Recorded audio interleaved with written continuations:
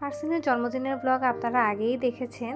রোজার মাসের জন্ম আর জন্মের পর থেকে দুইটা জন্মদিনেই রোজার মাসেই ছিল, সেই জন্য সেভাবে জন্মদিনটা পালন করা হয় না। কিন্তু তারপরও তো ইচ্ছা করে বাচ্চাটার জন্মদিনে একটু কিছু স্মৃতি রাখি।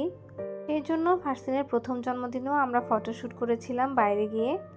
এবারও তার ব্যতিক্রম ঘটেনি, কিন্তু এবার একটু দেরি হয়ে গিয়েছে আমাদের প্ল্যানটা করতে করতে। বৃষ্টি, গরম এসব ওয়েদারের কারণে কিভাবে যেন ওর জন্মদিনের পরে 2 মাসের মতো চলে গিয়েছে। কিন্তু তারপরও ভাবলাম এই বছরটাতে অন্তত একবার ছবি তুলে আসি আমরা, তাহলে ও যখন বড় হবে তখন আমরা ওকে দেখাতে পারবো, ও জন্মদিনের স্মৃতিগুলো থাকবে। একদম হুট করে আমাদের প্ল্যান করা। আগের দিন রাতের বেলা শুধুমাত্র কথা হয়েছে যে পরদিন ছবি তুলতে যেতে পারি যদি ওয়েদারটা ভালো থাকে।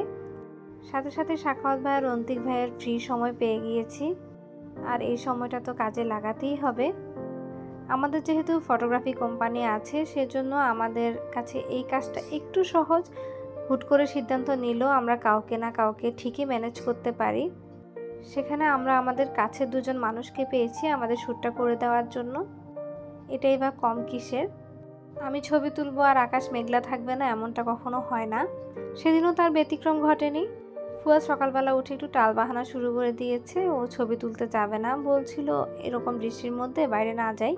কিন্তু আমি এক প্রকার জেদ করেই বললাম ছবি তুলতেই যাব, যে ওয়েদারে থাকুক না কেন। তেমন কোনো প্রস্তুতিও ছিল না আমাদের ফটোশ্যুট করার জন্য। ফারসিনের ঈদের জন্য যে পাঞ্জাবিটা কেনা ছিল ওইটা দিয়েই ফারসিনের শ্যুট করতে গেছি।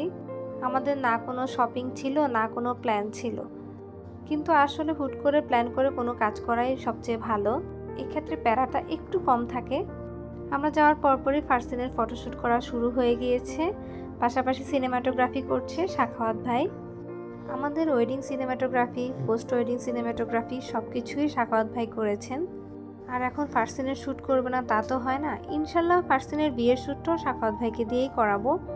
আসলে সিনেমাটোগ্রাফির ক্ষেত্রে সাখাওয়াত ভাইয়ের উপর যেভাবে অন্ধের মতো ভরসা করা যায় তা অন্য কোথাও করা যায় না। আর ফারসিনের সাথে অন্তিক ভাইয়ের তো এত খাতির হয়ে গিয়েছে, ভাইয়া ওকে যা বলছিল ও ঠিক তাই করছিল। শ্যুট করার জন্য আমরা গিয়েছিলাম রমনা পার্কে। সব জায়গায় হুট করে ছবি তুলতে গেলে কিন্তু ছবি তোলা যায় না, অনেক রেস্ট্রিকশন থাকে। তাই আমরা রমনা পার্ক চয়েস করেছি ছবি তোলার জন্য, কারণ এখানে গেলে অহেতুক কোনো ঝামেলায় আমাদেরকে জড়াতে হবে না। যদিও বা ভিড়টা একটু বেশি, তাও ভালো, এখন মানুষ ফটোগ্রাফি সম্পর্কে একটু জানে বুঝে।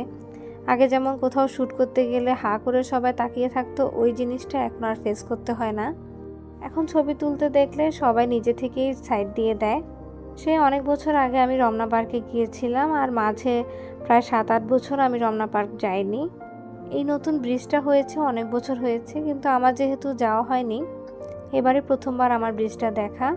ব্রিজটা কিন্তু অনেক সুন্দর হয়েছে, আর এখানে যেই ছবি তোলা হচ্ছিল না কেন অনেক সুন্দর আসছিল। আমাদের বিয়ের ভিডিও বা পোস্ট ওয়েডিংয়ের ভিডিও দেখলে ফার্স্টে সবসময় মন খারাপ করে, ও কেন নেই এই জন্য। তাই আসলে ওর সিনেমাটোগ্রাফিটা করা, শুধুমাত্র টিভিতেও নিজেকে দেখবে, আনন্দ পাবে, এই জন্যই এত কিছু করা। কিসের কি ছবি তুলবে ফারসিন একদিক থেকে অন্যদিকে গিয়েই কুল পাচ্ছে না। খোলামেলা জায়গা পেয়েছে, দৌড়াদৌড়ি না করলে কি হয়। এদিকে তার চাচুদের সাথে তার খুবই খাতির হয়ে গিয়েছে। ফারসিনের আসলে কারোর সাথে খাতির হতে বেশ একটা সময় লাগে না, ও খুব দ্রুতই মানুষের সাথে মিশতে পারে। এই কারণে শ্যুটটা করা আমাদের কাছে আরও অনেকটা ইজি হয়ে গিয়েছে। ওকে অন্তিক ভাই বা সাখাওয়াত ভাই যেদিকেই ডাকছে ও সেদিকেই চলে যাচ্ছে, যেভাবে পোজ দিতে বলছে মোটামুটি ওভাবেই দিচ্ছে। শ্যুট উপলক্ষে কিছু তো কিনতে পারিনি।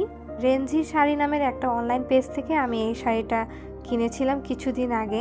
জাস্ট ফেসবুক স্ক্রলিং করতে করতে এই শাড়িটা আমার কাছে ভালো লেগে যায়, সেখান থেকেই কিনে নেওয়া। হুট করে প্ল্যান হওয়ার পর শাড়িটা কাজে লেগে গিয়েছে। শাড়িটার কোয়ালিটি অনেক ভালো ছিল, আর দেখতেও কিন্তু অনেক সুন্দর। সুতি শাড়িগুলো নর্মালি দেখা যায় যে অনেক বেশি মাপ দেওয়া থাকে, পরে কোনোভাবে কমফোর্টেবল ফিল করা যায় না। কিন্তু ভাল লেগেছে যে এই শাড়িটা একদম ফুলে ছিল না। এই পেজের শাড়িগুলোর দামও যেমন কম, দেখতেও কিন্তু তেমন সুন্দর। আমার একটু ভাইব্রেন্ট কালার বেশি পছন্দ, তাই আমি এই শাড়িটা কিনেছিলাম। নর্মাল সুতির শাড়ি কিনতে চাইলে আপনারা অবশ্যই পেজটা দেখতে পারেন। আজকের ভিডিও এই পর্যন্তই। ভিডিওটা দেখার জন্য আপনাদের সবাইকে অসংখ্য ধন্যবাদ। আপনারা সবাই অবশ্যই আমার ফারসিনের জন্য দোয়া করবেন। আল্লাহ হাফেজ।